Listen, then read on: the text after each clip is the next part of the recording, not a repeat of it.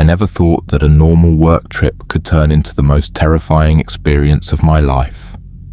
My name is Ethan Parker, and this happened a few years ago when my wife Olivia and I had to travel to Austin, Texas because of my work. We were going to stay there for a few days, and instead of booking a hotel, we decided to stay at an Airbnb.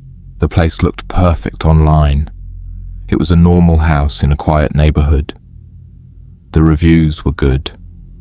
People talked about how clean the house was and how nice the host was. The host's name was Mark Wilson. From the first conversation, he seemed completely normal.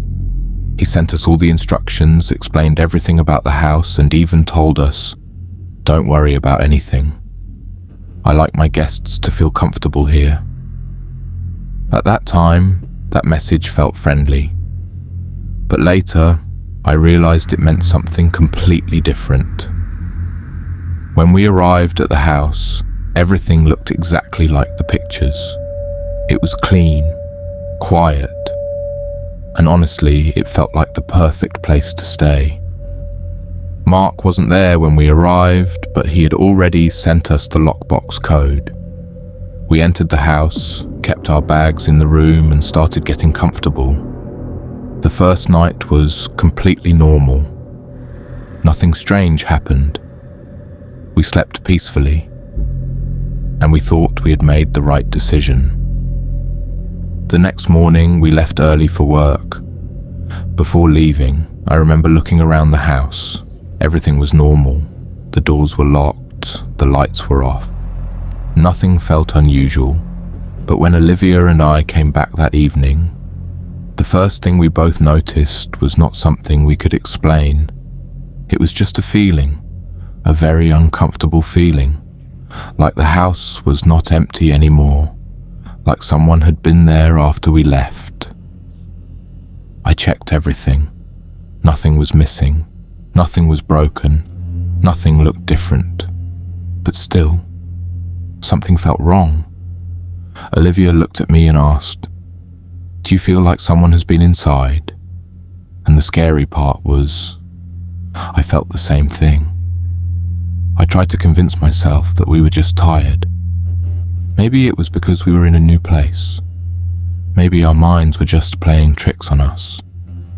But that night, things felt different. Around 2 a.m., I suddenly woke up. I don't know why. There was no loud noise, no movement, but I had this strange feeling that someone was watching me. I slowly opened my eyes. The room was dark. Olivia was sleeping next to me. Everything looked normal, but I couldn't get rid of that feeling. It felt like someone was standing somewhere nearby, just quietly watching. The next day, before leaving for work, I checked the Airbnb app. The house had security cameras outside. They were motion detected. Mark had mentioned them when we arrived. He said, "It's just for safety. They only cover the outside areas." I checked the camera history. Nothing, no movement, no alerts.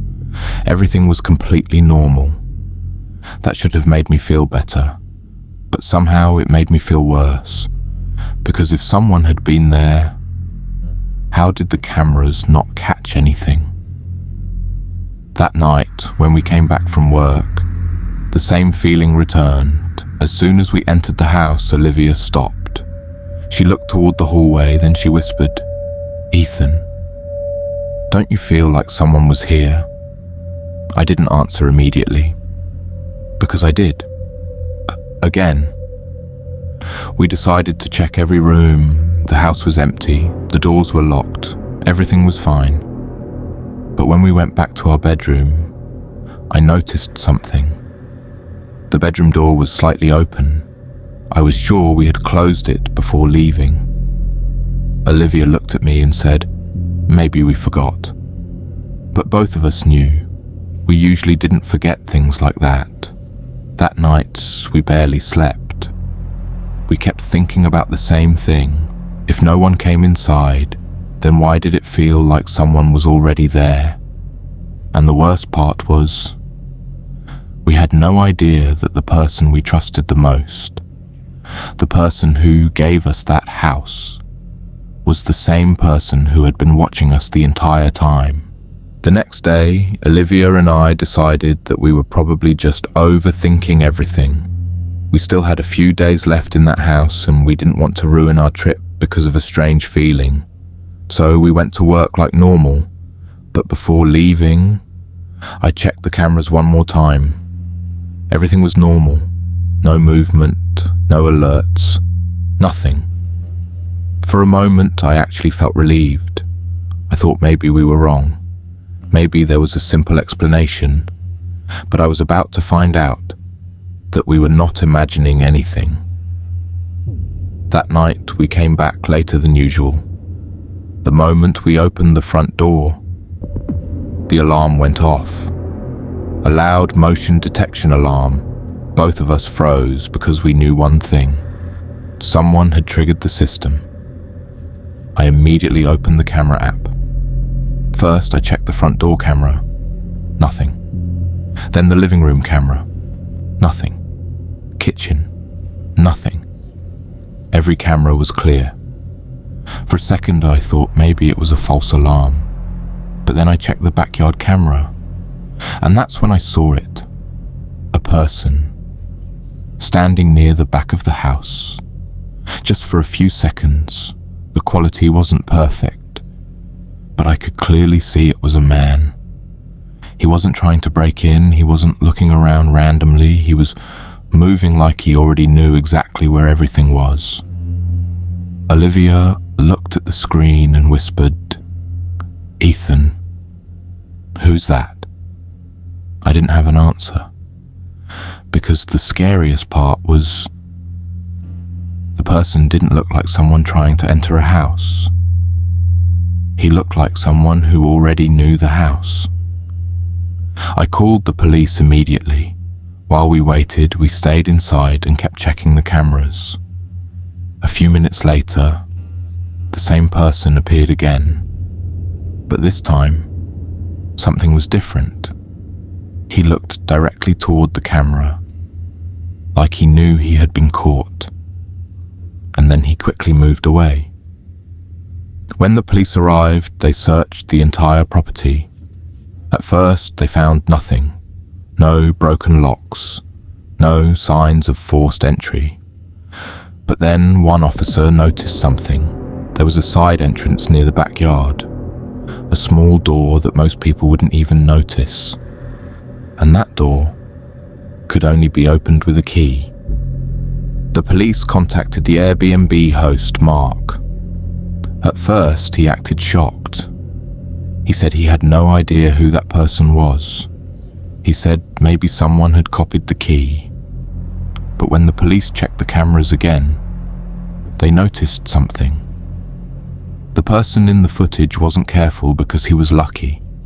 He was careful because he knew exactly where every camera was. He knew the blind spots.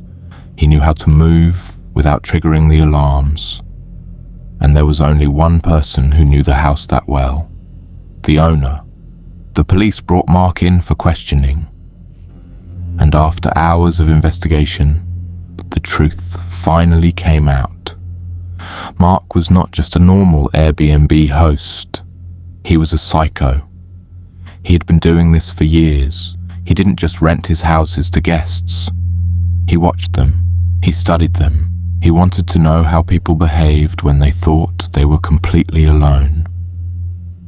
When police searched his devices, they found recordings. Many recordings.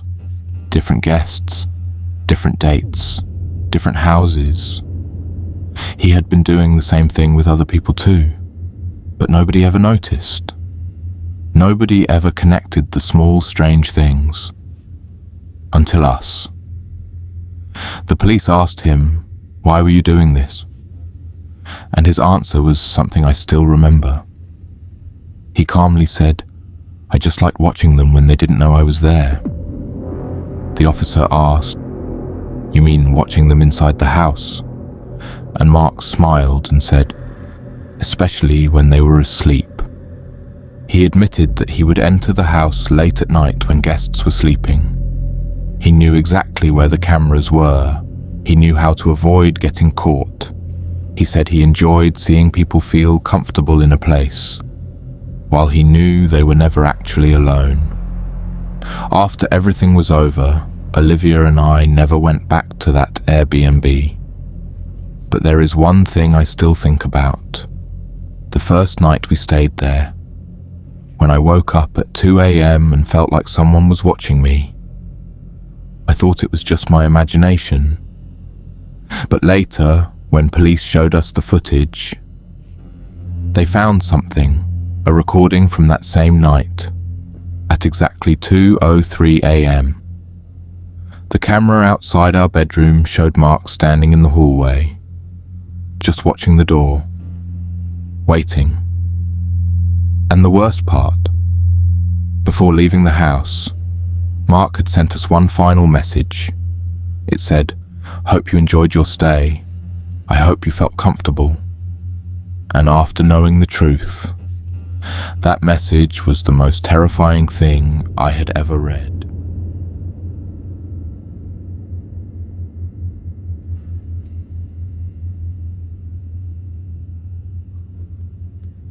My name is Caleb Wilson, and what happened to me during a work trip a few years ago completely changed the way I look at staying in unfamiliar places. I was traveling to Boston, Massachusetts for work, and I only needed a place to stay for a few days. Instead of booking a hotel, I decided to rent an Airbnb apartment. The pictures looked perfect. It was an old building, but the apartment itself looked clean, modern and comfortable. The reviews were good. People mentioned that the area was quiet and safe, so I thought it would be the perfect place to stay. When I arrived, the host had already sent me all the instructions. The key was inside a lockbox, and I was able to get inside without any problem. The apartment looked exactly like the pictures. Everything was normal, except for one thing. The building was way too quiet. The kind of quiet where you can hear your own footsteps at night. That same day, I met my next-door neighbor. His name was Daniel. He was a middle-aged man who seemed pretty normal at first. He smiled and asked, "New here?" I said, "Yeah, just staying for a few days." He nodded and then said, "Just remember one thing." I looked at him and asked, "Ye what?" He said, "If you hear anything strange at night, just ignore it." Then he smiled slightly and added, "This building is old." At that time, I thought he was just talking about the usual noises old buildings make. I didn't think much about it. The first night was completely normal. I was tired from traveling and work, so I fell asleep quickly. But the second night, I suddenly woke up. I wasn't sure why. At first, everything was silent. I stayed in bed and listened. Then I noticed something. It felt like someone was standing outside my apartment. I slowly got up and walked towards the door. I looked through the peephole. The hallway was empty. Nobody was there. I thought maybe I was just tired. I turned around to go back. And that's when I heard it. A voice. Very quiet. Like someone was speaking from the other side of the wall. Then I heard, "Go back to sleep." My entire body froze, because I recognized the voice. It was Daniel, my neighbor. But the weirdest part was, he never said my name. So how did he know I was awake? The next morning I saw Daniel again. He acted completely normal, like nothing had happened. I didn't say anything. I thought maybe I was half asleep and my mind created something that wasn't real. But then Daniel said something that made my stomach drop. He was standing near the hallway and casually said, "You woke up at 3:17 last night, right?" I just stared at him. I asked, "How do you know that?" For a few seconds he didn't say anything. Then he just smiled and said, "I just know." That was the first moment I started feeling uncomfortable, because it wasn't just that he heard something. It felt like he was paying attention, like he already knew things about me that he shouldn't. That night, I decided not to sleep. I placed my phone on the table and turned on the recording. I wanted to know if I was imagining things.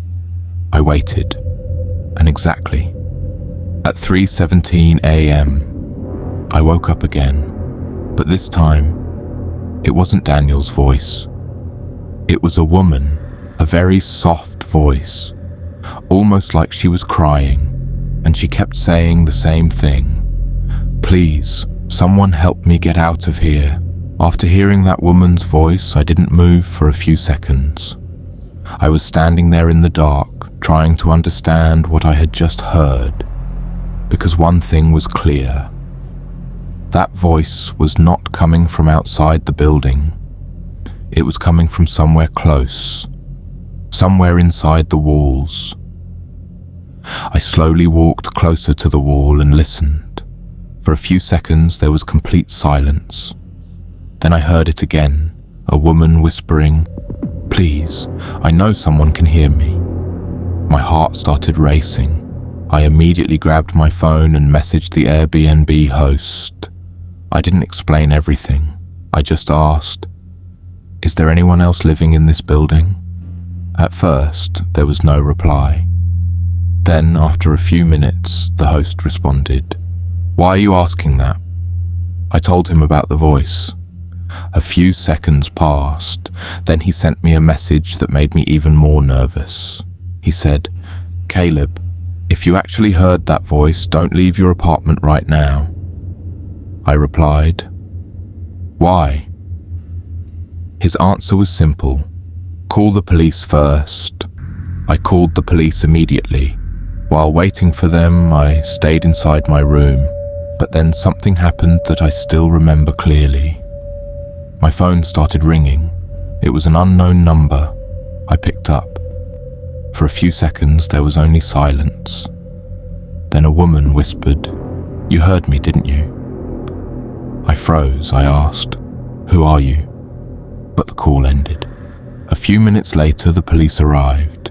They checked my apartment first. Then they went to Daniel's apartment. Daniel opened the door and looked completely calm. He acted confused. He said, "I don't know what this is about." But when the officers searched his apartment, they noticed something strange. There was an old maintenance panel hidden behind a piece of furniture. It looked like part of the building's old structure. When they opened it, they discovered a narrow space between the walls, a place where someone could stand, listen, and hear everything happening inside certain apartments. That's when the truth about Daniel started coming out. Daniel wasn't just a normal neighbor.